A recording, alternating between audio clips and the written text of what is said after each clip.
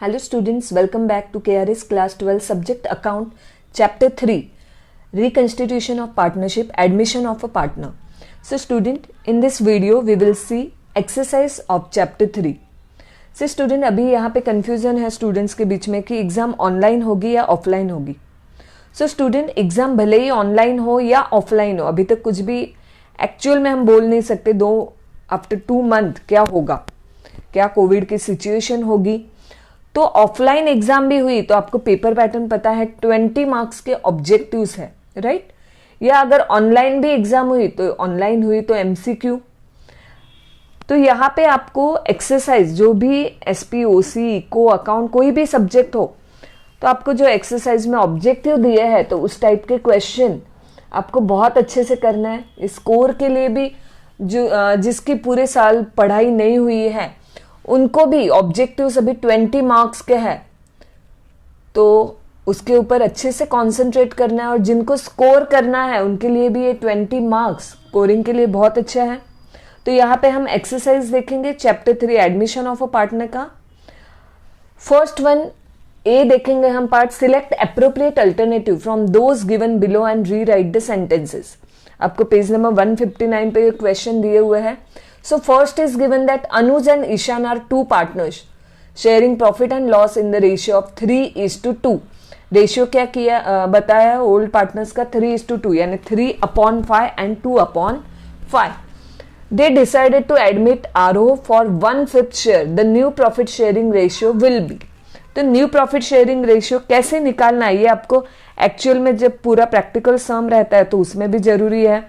और इस टाइप के आपको ऑब्जेक्टिव टाइप क्वेश्चन में भी आता है. तो अगर आपको न्यू प्रॉफिट शेयरिंग रेशियो नहीं निकालना आता है तो मैंने वीडियो भी अपलोड किया है, न्यू प्रॉफिट शेयरिंग रेशियो कैसे निकालना है वो भी आप देख लो. यहाँ पे अभी क्या दिया हुआ है, ओल्ड पार्टनर का रेशियो क्या है 3:2 यानी 3/5 एंड 2/5. सो न्यू पार्टनर जो एडमिट हुआ आरओ वो कितने शेयर के लिए, 1/5 शेयर के लिए. सो पहले हमें निकालना रहता है बैलेंस ऑफ 1. सो 1 - 1/5 करोगे तो उसका आंसर आएगा 4/5. उसके बाद new ratio equal to old ratio into balance of 1. तो बैलेंस ऑफ 1 अपना आ गया 4/5.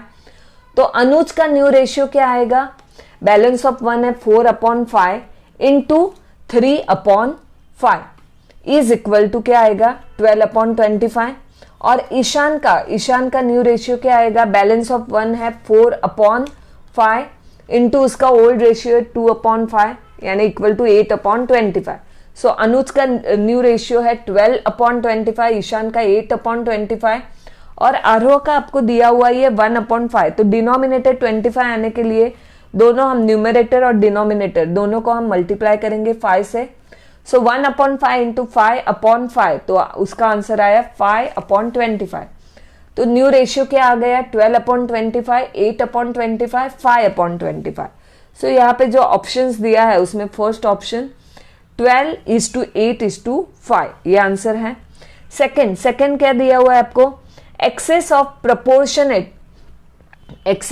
Proportionate capital over actual capital represent. C excess of proportionate capital over actual capital represent. इस तरह की आपको क्वेश्चन में एडजस्टमेंट आती है. Sometimes capital of all partner to be adjusted in the new profit sharing ratio after the admission of a new partner. और जब capital adjust करने रहते हैं सो द कैपिटल्स वहां पे क्या हो सकता है, एक तो सरप्लस हो सकता है या डेफिसिट हो सकता है.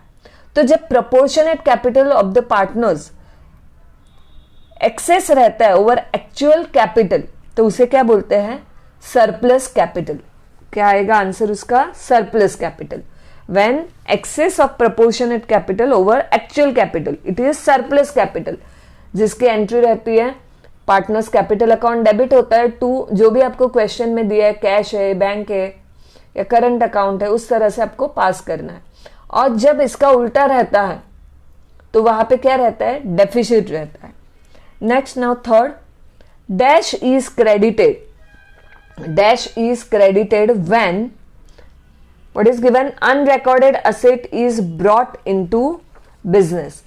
Dash is credited यानी कौन सा अकाउंट क्रेडिट होगा, when unrecorded asset is brought into the business. यहाँ पे आंसर दिया है आपको revaluation account, balance sheet, trading account या पार्टनर्स कैपिटल अकाउंट।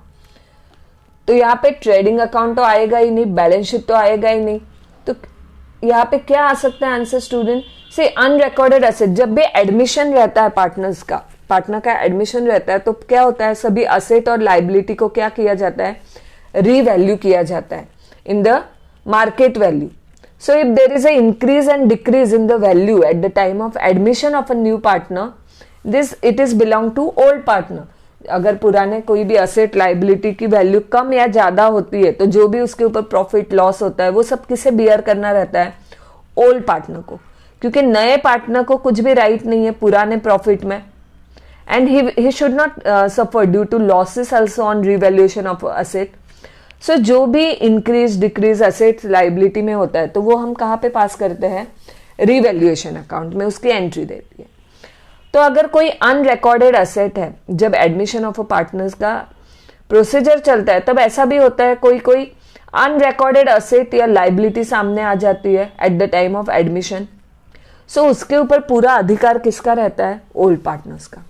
इसलिए उसे कहाँ पे ट्रांसफर करना है हमें, रिवैल्यूएशन अकाउंट में। सो इसका आंसर क्या आएगा, revaluation account. Revaluation account is credited when unrecorded asset is brought into the business. से अगर कोई अनरिकॉर्डेड लाइबिलिटी हो तो क्या होगा, रिवैल्यूएशन अकाउंट क्या होगा, डेबिट होगा। यानी अगर कुछ भी असेट की वैल्यू बढ़ती है तो हम रिवैल्यूएशन अकाउंट क्रेडिट करते हैं, और कुछ भी असेट की वैल्यू कम होगी तो रिवैल्यूएशन अकाउंट डेबिट करना है। यानी अगर कुछ भी प्रॉफिट है तो क्रेडिट करना है रिवैल्यूएशन अकाउंट, लॉस है तो डेबिट करना है। तो कोई ऐसे अनरिकॉर्डेड एसेट है वो सामने आ गई तो वो तो क्या हो गया, प्रॉफिट हो गया। So revaluation account is credited when unrecorded asset is brought into the business. Now turning to next question, fourth one, when goodwill is withdrawn by the partner. C when goodwill is withdrawn by the partner, dash account is credited. So इसका answer क्या आएगा student, cash और bank account. When goodwill is withdrawn by the partner, cash और bank account is credited. उसकी entry क्या रहती है, सी when goodwill is brought into bye new partner. जब नया पार्टनर गुडविल लाता है, गुडविल का पैसा कैश में लाया तो उसकी एंट्री रहती है cash account debit to goodwill account. उसके बाद वो गुडविल डिस्ट्रीब्यूट किया जाता है ओल्ड पार्टनर्स को। So goodwill account debit to old partners, capital or current account in their sacrifice ratio. And when it is given that goodwill is withdrawn by old partner, तो old partner का account क्या कर देना है, debit कर देना है, और कैश या बैंक अकाउंट क्या होगा, क्रेडिट होगा। So when goodwill is withdrawn by the partners, cash or bank account is credited. Next, fifth one, if asset is taken over by the partner, dash account is debited। ये तो बहुत ही simple entry है। अगर कोई partner asset ले जाता है, it is a kind of drawing, तो डेबिट क्या होगा, capital account. Capital account is debited. So student यहाँ पे हमने फिनिश कर दिया है a part. Okay, thank you student, have a good day.